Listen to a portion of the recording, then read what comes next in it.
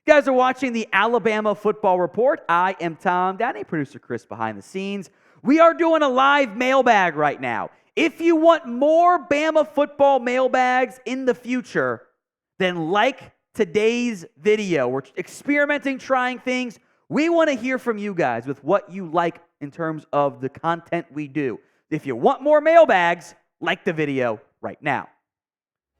First up from Marshall, hashtag RTR. Which is going to be our mailbag, CTA type deal. That's how you get on the show. I think we keep seeing more from Jam Miller. I do think you'll see some Jam Miller. I don't necessarily think this is going to be okay, Jam Miller is now over Roydell Williams and Jace McClellan. You have an embarrassment of riches to a certain extent in the backfield. And Jam Miller has been nice this year. He's got 7 games of the 9 he's played with carries, only 17 total, 4.2 average. Now there is some asterisks to put on here in the sense that a lot of those are coming in late games, which normally not as good of opponents. Also not the best supporting cast around. So I want to asterisk that. 1 catch, 34 yards. I like what I've seen from Jam Miller. But I also saw Roydell Williams just battering ram his way down the throats of LSU. I've seen Jace McClellan have great games too. I kind of still want to see some Justice Haynes. But I like what I've seen from Jam Miller. I am open to him playing more in the future. So what do you guys think? Great job, Bill, on the fly, producer Chris. Should Bama play Jam Miller more moving forward? Y for yes, N for no. Sound off in the comments section. From Marcus Cartrell, I think I pronounced that right. Marcus, I'm terribly sorry. If Ole Miss beats Georgia, which they could, but I highly doubt, where would they go? Do they jump Bama? That's a good question. Let's go to the bracket real quick here. By the way, we'll go to 10 to 7, showcase where things are at currently, and then we'll break down the top 6 as well. As things sit at the current moment, Ole Miss is number 9. Bama is number 8. Texas is 7. Now, Texas is ahead of Bama because they won the head-to-head. Bama's ahead of Ole Miss because they won the head-to-head. I don't think, and by the way, Georgia's 2 right now. I don't think it would be fair to have Ole Miss jump Bama. In the same way it wouldn't be fair if Bama jumped Texas right now. So what I think would happen in the top 6 is, assuming everyone else wins, OSU goes to 1, Michigan's 3, FSU's 4, Washington's 5, and then I would actually drop Oregon to make you happy, producers. I would drop Oregon. I'd put Texas 6, Bama 7, Ole Miss 8. Georgia should drop to 9. I think head-to-head matters a lot. Otherwise, what's the point of playing the games, right? So it should be Bama over Ole Miss over Georgia. And, if Georgia redeems themselves, win the SEC, fine. You can adjust it after that. That's the route I would go. I don't think it's fair to ignore head-to-head and go, well, we had them 2 last time. Now we got to keep them high. That's the route I would go. Junior Estrada. I guess I kind of answered this on accident with the previous question. Should Bama be higher than Texas? I don't think so. As long as Texas has 1 loss. In the event Texas loses a game, if Texas loses the Big 12 championship game or whatever, then yes. Then I would knock down Texas and put Bama over them. Or if Bama wins the SEC championship and Texas maybe, skirts by and barely wins, or something down the stretch causes a real and tangible change. But I do think head-to-head matters. Otherwise, why are we playing the games? We could simply put the 4 best teams at the beginning of the year. We can have Georgia, OSU, Michigan, Bama play every season, right? The expansion, great, but games got to matter. Darius Carter. Why did it take this long to let Jalen run? Sorry, Darius Carter. I might have mispronounced the name. I don't know. I think he may have tweaked something at one point, the hamstring or whatever, but I don't know. They should have run him. What's what we talk about all year long, producer Chris. Going to be a run-first team with defense. They're going to let Jalen Milroe use his legs, be a dynamic playmaker. and then they're like, what if we didn't do that? I don't get it. I'm glad that they're doing it. I think it's for the best. I hope they keep doing it, frankly. It's an asset that he has. If you agree with us and you want to see Jalen Milroe run even more, then spam run in the comments section.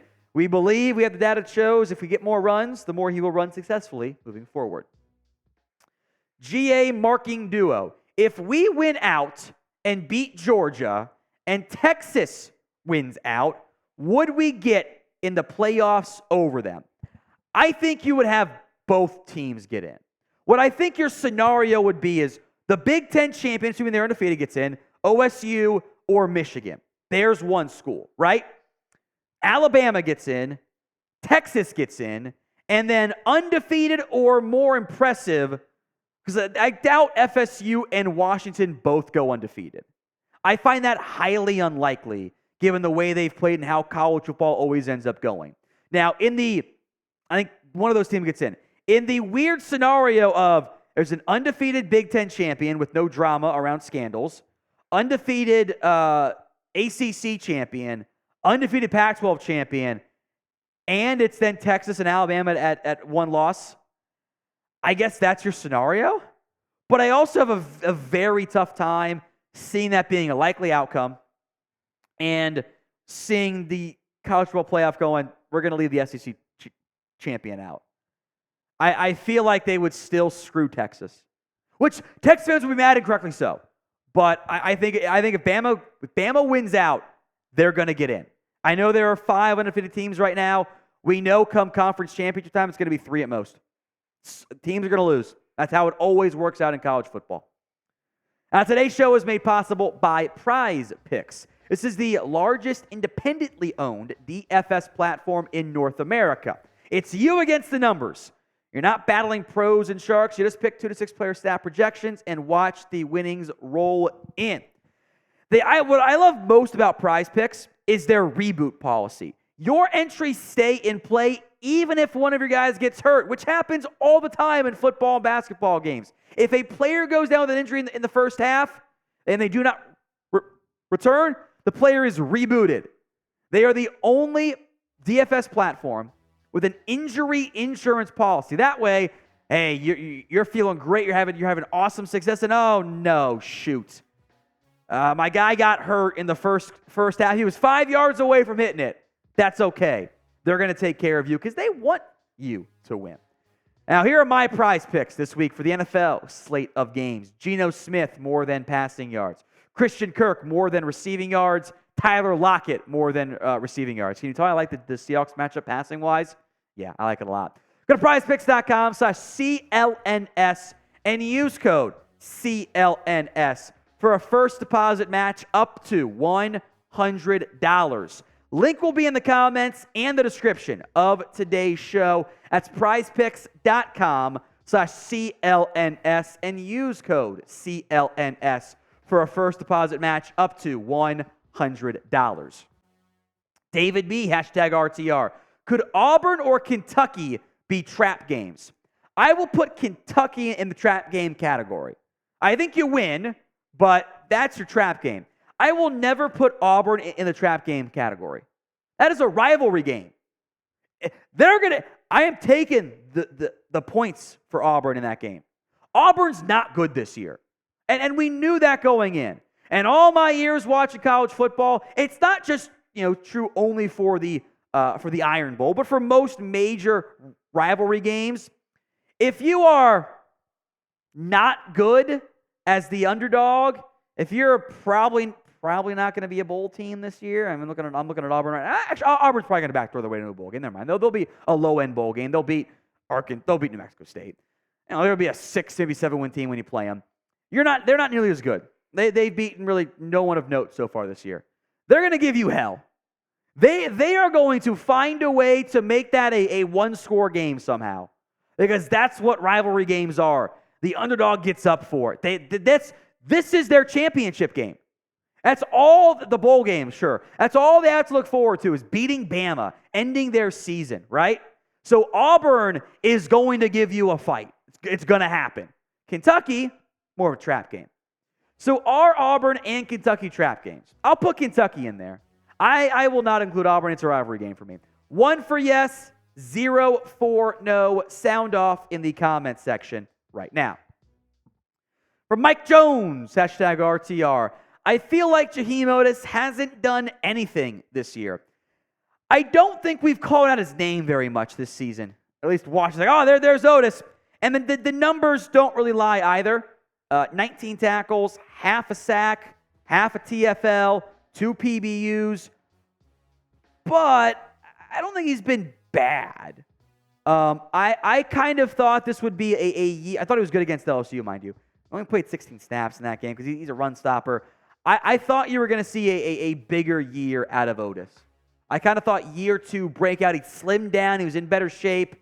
Maybe it's a bit of a sophomore slump for Otis. I'm not out on him, to be clear, but I do think there's some room for him to be a better piece moving forward. Al Sanders. Kentucky does have a ton of run pressures this weekend. Niblack should have big games over the middle. Milroe must be sharp on intermediate passes this weekend. I think Al's onto something there. The intermediate can be, it's dangerous, but it's really effective if and when you hit it. I thought he was pretty good against LSU in that area as well. I know the Amari Niblack part is why producer Chris got your question on air, because he loves Amari Niblack, baby. If you guys love the Alabama football report, you have come to the right place. Hit that sub button right now. YouTube.com/RollTideTV. Free videos, not quite every day, but you get close to it and you get post-game reactions, etc. Hit that sub button right now. From Marcus, which Alabama player balls out on offense and defense this game? Ooh, I like this question. Can I speak the Kendrick Law breakout game into existence? Producer Chris, love that one there. Defensively, I think Kentucky's going to actually target Kool-Aid McKinstry for once. Kool-Aid interception coming. I also want to go Caleb Downs. Excitement there. So great question, Marcus. I appreciate that. Give me Kendrick Law and Kool-Aid McKinstry / Caleb Downs this week.